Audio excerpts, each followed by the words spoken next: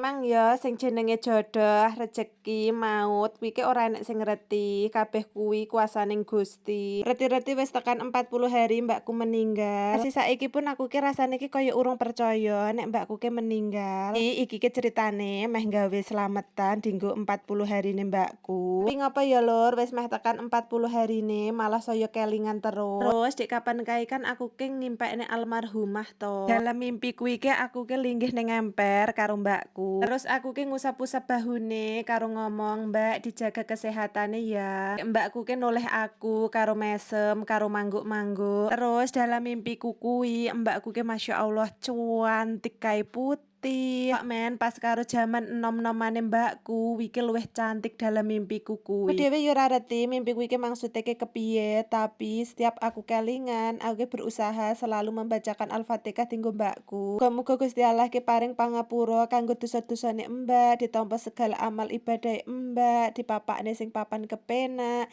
dijembarne kubure. Amin ya Allah. Tapi aku ki seneng banget ditemoni mbakku dalam mimpi, apa meneh mimpine kuwi mbakku ki ketero cuantik kae. Wis ora ngrasakne lara meneh ya, Mbak. Urane ya Lur, nek videoku dina iki ki acak-acakan, ora runtut. Kene nek lagi ono acara koyo ngene iki, arak di video sing endi ngono ki rasane bingung. Aku dhewe garapane ya mung serabutan, endi sing kira-kira repot, gek aku ya ngewangi. Pokok men, matur nuwun sanget wis diewangi tangga-tangga, mergane iki ya ora sampe dhewe. Alhamdulillah acara niki lancar, masak iki ya lancar, samu barange lancar.